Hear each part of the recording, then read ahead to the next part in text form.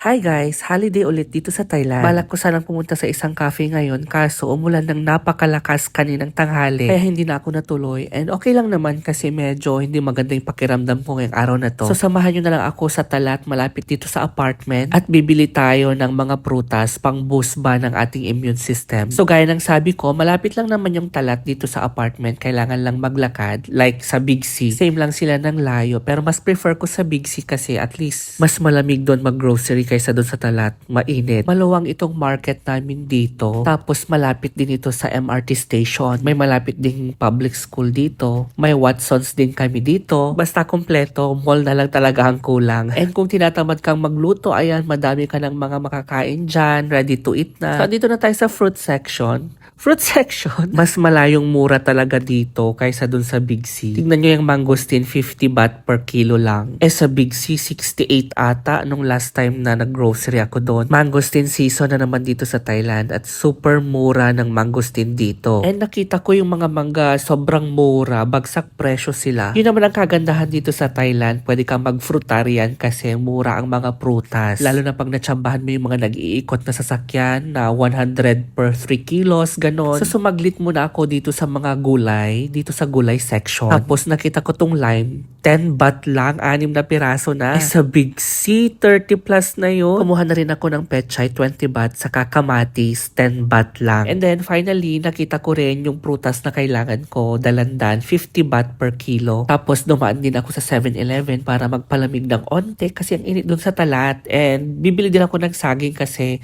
gagawa ako ng overnight oats, baon ko bukas. At nung pauwi na ako, natsambahan ko yung sasakyan na nag-iikot. Kaya nakabili ako ng pakwan, 50 baht, 2 malalaking piraso na yan. O, diba? Ang dami kong prutas. Tas ang mamura pa. So that's all for today's video guys. Thank you for watching. See you in my next mini vlog. Bye!